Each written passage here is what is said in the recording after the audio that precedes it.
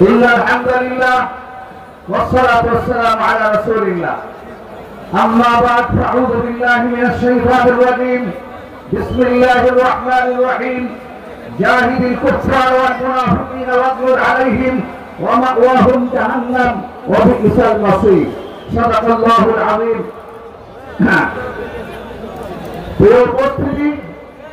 আমি আসলে ভাষণ দেওয়ার মতো যোগ্যতা আমার নাই, এই জন্য সামনে আগে পিছের যে কথাগুলো বলতে হয় তাও বলতে পারি না। তবে আমি আমার মনের ভাব প্রকাশ করার উদ্দেশ্যে বলতে চাই, এই দেশে একই মাঠে একই বাজারে হিন্দু বৌদ্ধ খ্রিস্টান একই সাথে আমরা বাজার করি, একই সাথে থাকি। আজ গতদিনে আমরা দেখেছি পূজার উদ্দেশ্যে বাংলাদেশের মাহফিলকে বন্ধ করা হয়েছে, কিন্তু আমরা আমাদের মাহফিলের জন্য কোন পূজাকে বন্ধ করি নাই। আমরা ইতিহাস জানি, ভারতের মধ্যে কুরবানি গোশত খাওয়ার অপরাধে মুসলমানের জিহ্বা কাটা হয়েছে। 80 বছরের বৃদ্ধকে জয় শ্রীরাম না বলার অপরাধে দাড়ি চাচা হয়েছে। আমরা বাংলাদেশে কোন হিন্দুকে কসম খাওয়ার অপরাধে আমরা জিহ্বা কাটি নাই। কুরবানি গোশত খাওয়ার অপরাধে এক ফ্যামিলির 7 জন লোককে পিটে হত্যা করা হয়েছে। ওই কসাই নবী যার আঙ্গুলের মধ্যে এখনো গুজরাটের মুসলমানের রক্ত জড়ায় আছে, ওই কসাই নবী যার দমনে এখনো আসামের মানুষের রক্ত গোশত জড়ায় আছে, তারা নাকি পরে বাংলাদেশে সংখ্যালঘু নির্যাতন হইতেছে। আমি এই 1 মাসের মধ্যে ভোলা থেকে নিয়ে এই বৃহত্তর ফরিদপুরের প্রত্যেক ডিস্ট্রিক্টে প্রত্যেক জায়গায় জিজ্ঞাসা করেছি, বলেন আমাদের এই জায়গায় কোথাও কোনো সংখ্যালঘু নির্যাতন হয়েছে?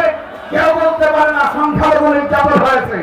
কিন্তু এরপরেও এই চিন্নার কুমার বিশ্বদাস বাংলাদেশকে অশান্ত করার জন্য, ভারতের দালালি করার জন্য যেই সন্ত্রাসী সংগঠন এই ইসলামের পক্ষ থেকে বাংলাদেশের এই পরিস্থিতিকে অশান্ত করার জন্য, ভারতকে আগ্রাসী করার জন্য চেষ্টা করতেছে। আমরা সাবধানে বলে দিলাম, এদেশে হিন্দু থাকবে, বৌদ্ধ থাকবে, খ্রিস্টান থাকবে, হিন্দুর পূজা চলবে, খ্রিস্টানের আরাধনা চলবে। আমরা কাউকে বাধা দেই নাই, সামনে দেব না। কিন্তু যদি কেউ এই দেশ নিয়ে ছিনিমিনি খেলতে চায়, জিহ্বা টেনে ছিঁড়ে ফেলা হবে।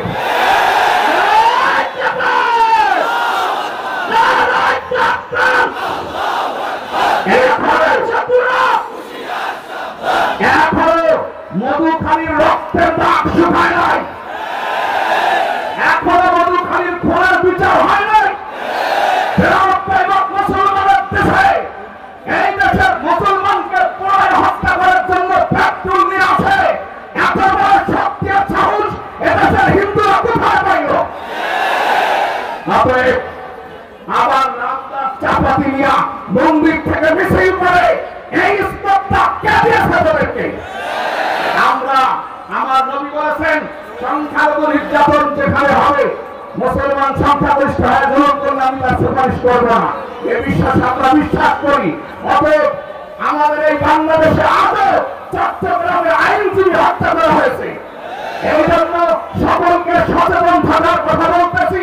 ইসলাম নামক সংগঠন যদি ফরিদপুরের কোথাও মাথা গোটায়, সবাই দমন করতে হবে এবং আইনের আওতায় নিয়ে তাদের শাস্তির ব্যবস্থা করতে হবে। বাংলাদেশে ইসলাম নামক কোন সন্ত্রাসী সংগঠন চলবে না। এই দাবি রেখে আমি আমার বক্তব্য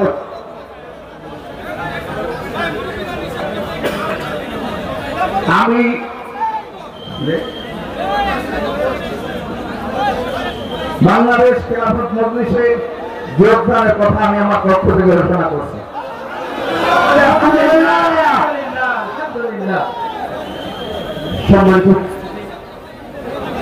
আপনারা জানেন, ভারতের মধ্যে মসজিদ ভাঙ্গে মুসলমানদেরকে হত্যা করে বিনিময়ে বাংলার জমি একটা মন্দিরও আমরা আঘাত করি না, বরং প্রতিটি মন্দিরকে আমরা পাহারা দিয়েছি। কথা ঠিক না? আমরা সকলেই জানি,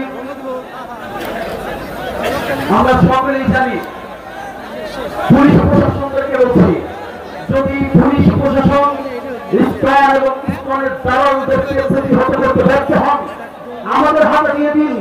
আমরা ইসলামদেরকে বাংলার জমির বিরুদ্ধে হবে।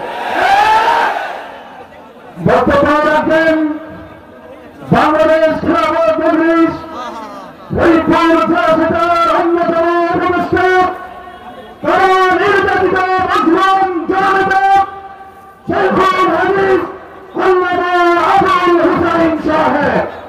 শেখুল হাদিস আল্লামা আবুল হুসাইন সাহেব। নারায়ে তাকবীর, নারায়ে তাকবীর।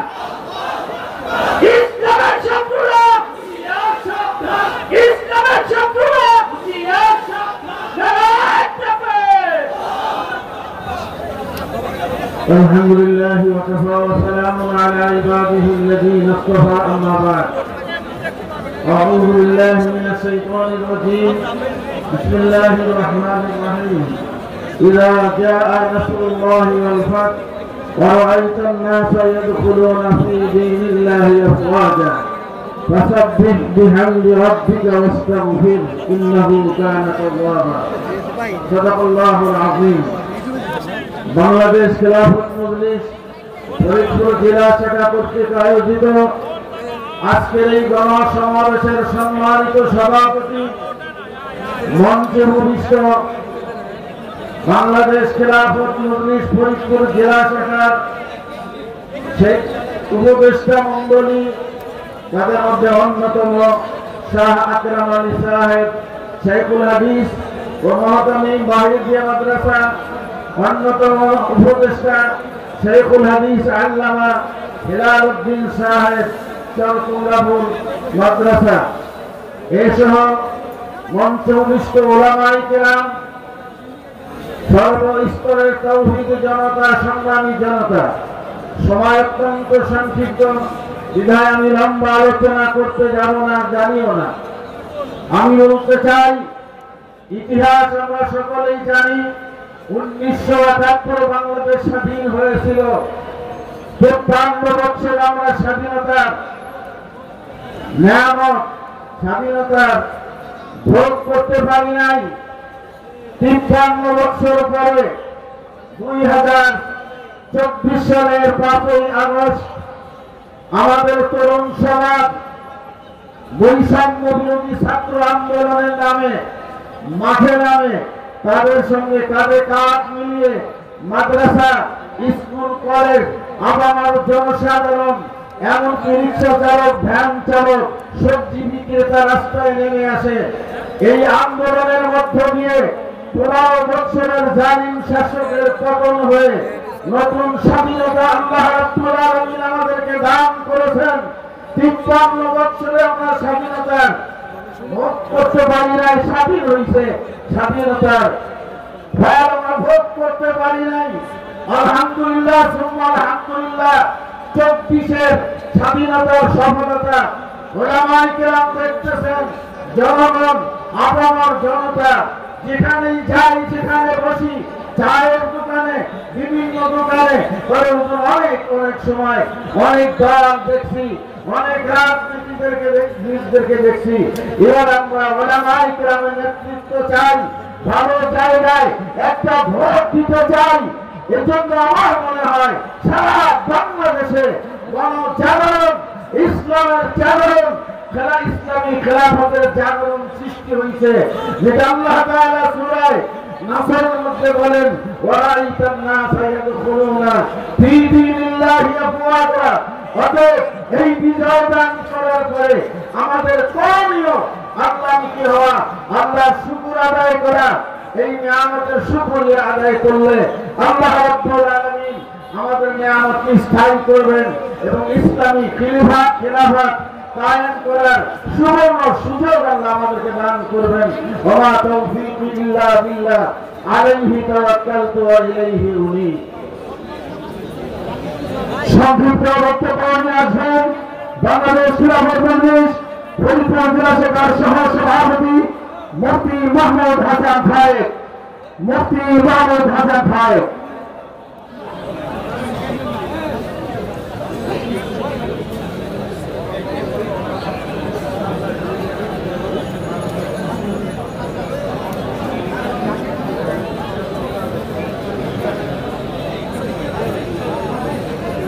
نحمده ونصلي على رسوله الكريم أما بعد أعوذ بالله من الشيطان الرجيم بسم الله الرحمن الرحيم ولا تهنوا ولا تحزنوا وأنتم الأعلون إن كنتم مؤمنين صدق الله العظيم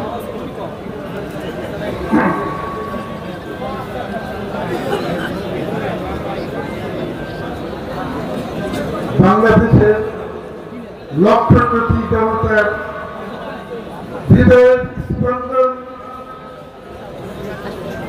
যারা নির্যাতিত মাজলুম জননীরা শেখ হাদিস আল্লামা মামুনুল হক সাহেব দামাত বরকাতুহুমের ফরিদপুরের সৌভাগ্যবান উপলক্ষে বাংলাদেশ খেলাফত মজলিস ফরিদপুর সেবা সভা কর্তৃক আয়োজিত আজকের এই জনসমাজ বিষয়ক সম্মানিত সভাপতি মঞ্চে উপবিষ্ট রয়েছেন বাংলাদেশ খেলাফত মজলিসের কেন্দ্রীয় জেলা ও স্থানীয় নেতৃবৃন্দ এবং বৃহত্তর ফরিদপুর জেলার বিভিন্ন স্তরের সম্মানিত ওলামায়ে-কেরাম ও সংগ্রামী তাওহীদি জনতা, আমরা আমাদের এই বাংলাদেশে শান্তির রাত প্রতিষ্ঠিত করতে চাই। তবে কথা হলো শান্তির রাত প্রতিষ্ঠিত করতে হবে ইসলামী খিলাফতের বিকল্প নাই, কুরআন সুন্নাহর আইনের বিকল্প নাই। আর আমরা জানি কুরআন সুন্নাহর আইন ও ইসলামী খিলাফত প্রতিষ্ঠিত করতে হবে ইসলামী বিপ্লবের দরকার। ইসলামী বিপ্লব ছাড়া কখনো ইসলামী খিলাফত প্রতিষ্ঠিত হবে না। এজন্য আমি আহ্বান জানাবো বাংলাদেশের সংগ্রামী জননীতা আল্লামা মামুনুল হকের নেতৃত্বে আমরা সারা বাংলাদেশের জনগণ, বিশেষত ফরিদপুরের সর্বস্তরের জনগণ ইসলামী বিপ্লব আমরা এই বাংলাদেশের জমিনে ঘটাবো ইনশাআল্লাহ। আমরা তৌফিক দিল্লাহ। বক্তব্য রাখবেন জনাব হযরত মাওলানা মাহফুজ হায়দার কাসেমী, যুগ্ম সাধারণ সম্পাদক, বাংলাদেশ খেলাফত মজলিস, ঢাকা উত্তর। আসসালামু আলাইকুম ওয়া রাহমাতুল্লাহ। আলহামদুলিল্লাহ ওয়াস সালাতু লিআহলিহা আম্মা বা'দ। ফাআউযু বিল্লাহি মিনাশ শাইতানির রাজীম। বিসমিল্লাহির রাহমানির রাহিম। ওয়া'তাসিমু বিহাবলিল্লাহি জামিআন ওয়া লা তাফাররাকু। গতকাল বাংলাদেশ খেলাফত মজলিস ফরিদপুর জেলা শাখা কর্তৃক আয়োজিত গণসমাবেশের সংগ্রামী সভাপতি, কেন্দ্রীয় ও স্থানীয় নেতৃবৃন্দ ও সংগ্রামী তাওহীদি জনতা, আজ এমন এক ক্রান্তি লগ্নে ঐতিহ্যবাহী রাজেন্দ্র কলেজ ময়দানে বাংলাদেশ খেলাফত মজলিসের গণসমাবেশে এসে বক্তৃতা দিতে দাঁড়িয়েছি, যখন আমার এই সোনার বাংলাদেশ বিভিন্নভাবে ষড়যন্ত্রকারীদের ষড়যন্ত্রে অস্থিরতা বিরাজমান। সংগ্রামী তাওহীদি জনতা, 5ই আগস্ট 2024-এর নব্বই ফিরাউনের পতনের পরে আমরা মনে করেছিলাম বাংলাদেশ প্রকৃত স্বাধীনতা অর্জন হয়েছে, কিন্তু গতকাল ইসকনের হত্যাযজ্ঞ এবং বিভিন্ন ধরনের কর্মকাণ্ডে বোঝা যাচ্ছে যে আমরা এখনো পর্যন্ত প্রকৃত স্বাধীনতা অর্জন করি নাই। ঠিক কিনা বলেন? সংগ্রামী তাওহীদি জনতা, প্রকৃত স্বাধীনতা যদি আনতে হয় তাহলে এনেছে 17 কোটি মানুষের অবিসংবাদিত নির্বাচিত আমিরুল মুমিনিন হন সর্ব ধরনের যোগ্যতা নিয়ে আমাদের মাঝে আল্লাহ তাআলা পাঠিয়েছেন এমন এক রাহবারকে, যিনি মাজমাউল উলামা, মাজমাউল আকাবিরিন। আমি যাকে উদ্দেশ্য করেছি তিনি হলেন শাইখুল হাদিস ইবনে শাইখুল হাদিস আল্লাহ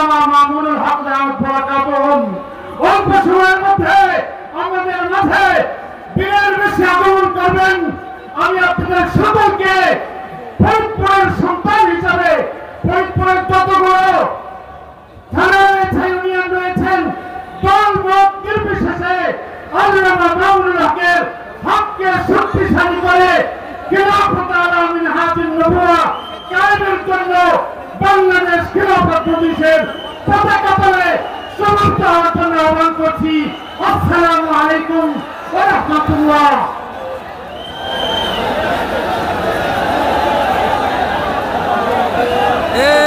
বক্তব্য রাখবেন, এই সবাই বসেন, বসেন, কেউ দাঁড়াবেন না, বসেন, সবাই বসেন, চলে যাওয়া দাঁড়িয়ে আছেন, সবাই বসেন। বক্তব্য রাখবেন বাংলাদেশ খেলাফত মজলিস রাজবাড়ী জেলা প্রতিনিধি জেলা হযরত মওলানা ইলিয়াসুর রহমান মোল্লা। আসসালামু আলাইকুম ওয়া রাহমাতুল্লাহি ওয়া বারাকাতুহু। আলহামদুলিল্লাহ ওয়াহদা ওয়াসসালাতু ওয়াসসালামু আলা মান লা নাবিয়্যা বা'দা। বলেন আমরা আসছি সবাই আল্লামা মামুনুল হক মহব্বত করে কিনা বলেন। তাহলে আমার আহ্বান থাকবে আজকের থেকে বাংলাদেশের প্রত্যেকটা মহল্লায় মহল্লায়, প্রত্যেকটা এলাকায়, প্রত্যেকটা কলেজ ইউনিভার্সিটিতে, প্রত্যেকটা মিল ইন্ডাস্ট্রিজে, প্রত্যেকটা কারখানায়, প্রত্যেকটা এলাকায় এলাকায়, প্রত্যেকটা মসজিদ মহল্লায় খেলাফত মজলিসের দুর্গ কায়েম করতে হবে। আমরা যারা উপস্থিত হয়েছি আমাদের অঙ্গীকার করতে হবে প্রত্যেক এই বাড়িতে বাড়িতে শুধু পুরুষ না মহিলাদের ভিতরেও খেলাফত মজলিসের সদস্যকে আমাদের অন্তর্ভুক্ত করতে হবে। তাহলে আগামী দিনে আমরা ইনশাআল্লাহ বিজয় লাভ করতে পারবো। তো আখেরে দাওয়ানা আলহামদুলিল্লাহ। বক্তব্য রাখবেন জনাব হযরত মওলানা আবুল হাসান জালালী, কেন্দ্রীয় যুগ্ম কেন্দ্রীয় সাংগঠনিক সম্পাদক মওলানা আবুল হাসান জালালী।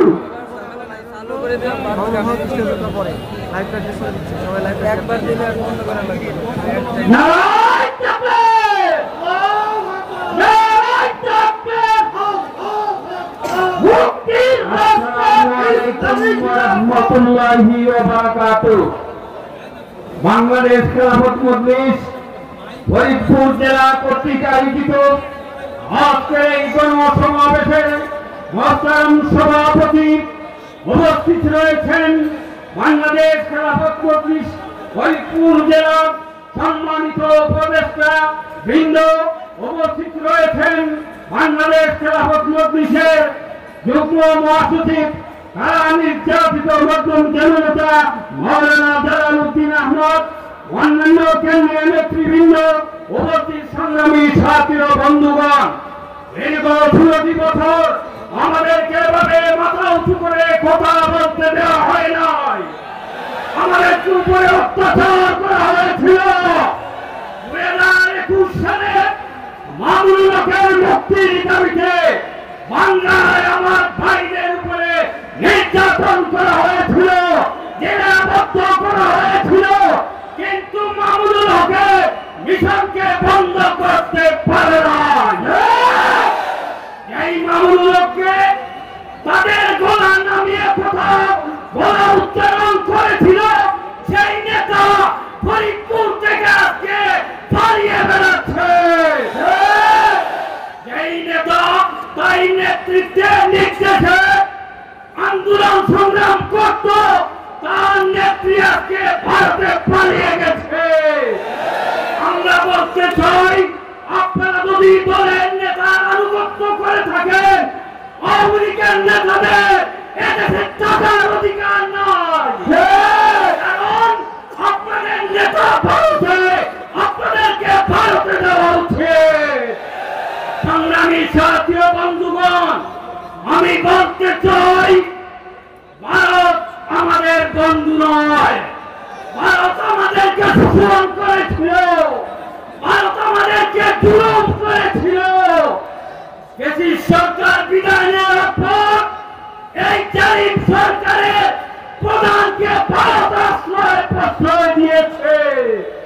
আজকে বাংলাদেশে যে ষড়যন্ত্র হচ্ছে তার পিছনে ভারত রয়েছে। আমরা বাংলাদেশে হিন্দুদের মন্দির পাহারা দেই, আপনারা আমাদের মসজিদে হামলা করে ইসকনে রাজনীতি দেশে চলতে পারে না, পারে না। তাদের ধর্মীয় উপাসনালয় ইসকনের বন্ধ করতে হবে।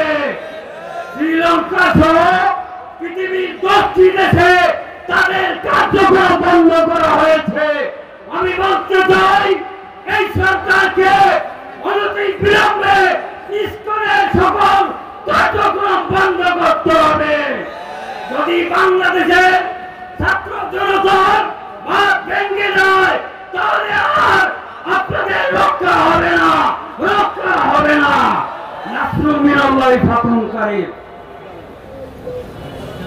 বক্তব্য রাখবেন দক্ষিণবঙ্গের অন্যতম হাদিস বিশারদ, বাংলাদেশ খিলাফত মজলিস ফরিদপুর জেলা শাখার অন্যতম উপদেষ্টা শাইখুল হাদিস আল্লামা হিলালউদ্দিন সাহেব, শাইখুল হাদিস আল্লামা হিলালউদ্দিন সাহেব। নারায়ে তাকবীর, নারায়ে তাকবীর, আল্লাহু আকবার। ইসলামের শত্রুরা সিয়াসত, নারায়ে তাকবীর।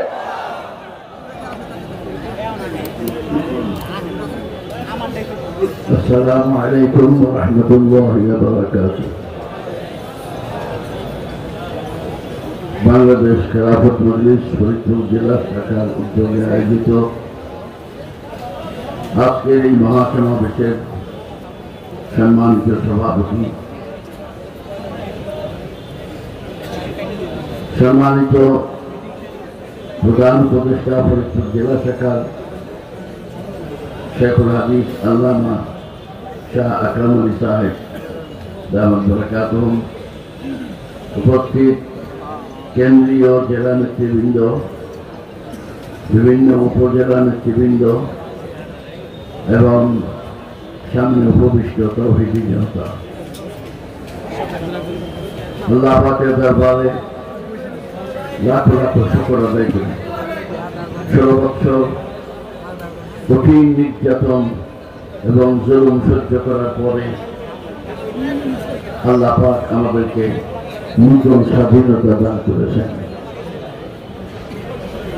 মনে রাখবেন, যে কোনো জালিম, যে কোনো অত্যাচারী, যে কোনো শয়তানের দোষর, ইহুদ নাসারার দোষর, মুশরিকদের দোষর যখন জুলুমের সীমা ছাড়ায়, সীমা লঙ্ঘন করে, তখনই আল্লাহ পাকের পক্ষ থেকে পাকড়াও আসে। আল্লাহ পাক যখন ওয়াদা করেন, ধরেন, তখন সারা পৃথিবীর সমস্ত শক্তিও তাকে রক্ষা করতে পারে না। নমরুদ সারা পৃথিবীর বাদশা ছিল, যেন সারা পৃথিবীর মালিক, সারা পৃথিবীর সব কিছু তার হাতে।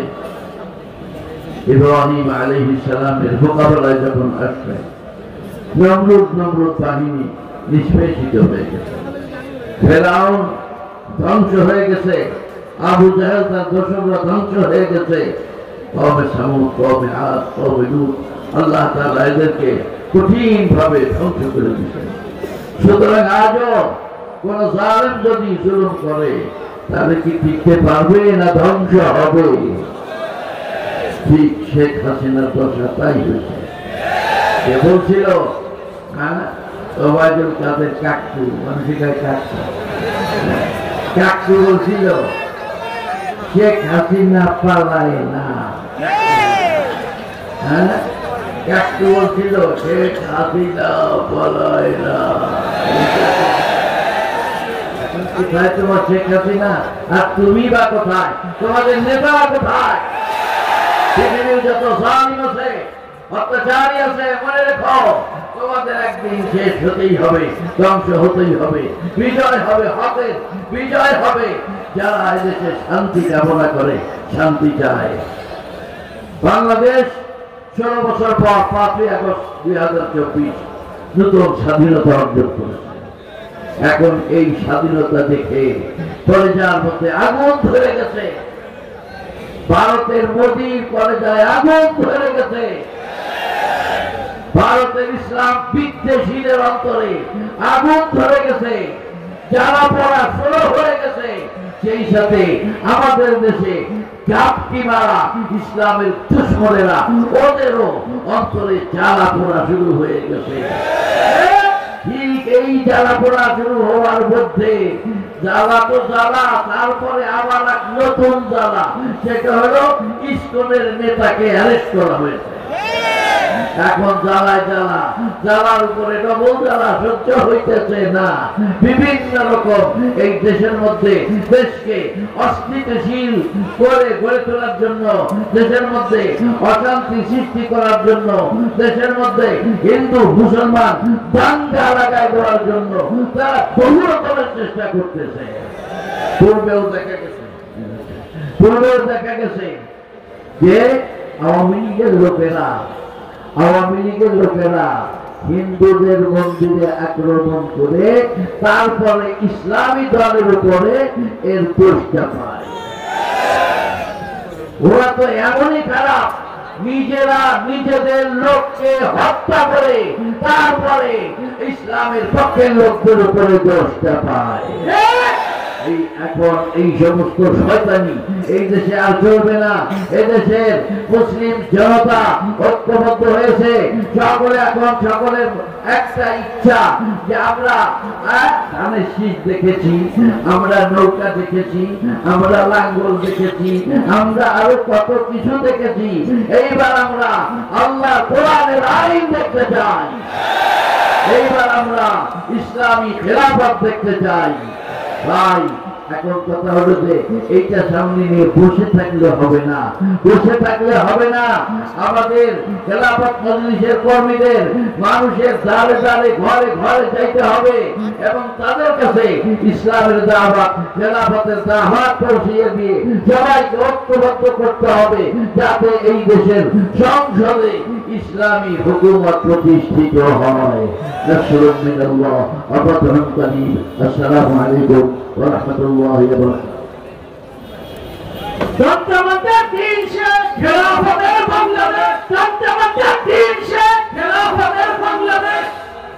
বক্তব্য রাখবেন মাওলানা ইমামুল হক মুসা, কেন্দ্রীয় সাংগঠনিক সম্পাদক, বাংলাদেশ খেলাফত মজলিস। ভাই, আমাদের এই মঞ্চের পিছনে পূর্ব গেটে 50 জন ভলেন্টিয়ার চলে যান দ্রুত, আর এইখানে একদম ফাঁকা করে দেন। আপনাদের একেবারে হাতে ধরে বলছি, এখানে ফাঁকা করে দেন। আমাদের অতিথি এখন ঢুকে ফাঁকা করে দেন, একজন থাকবে না এখানে। বক্তব্য রাখবেন মাওলানা ইমামুল হক মুসা, কেন্দ্রীয় সাংগঠনিক সম্পাদক, বাংলাদেশ খেলাফত মজলিস।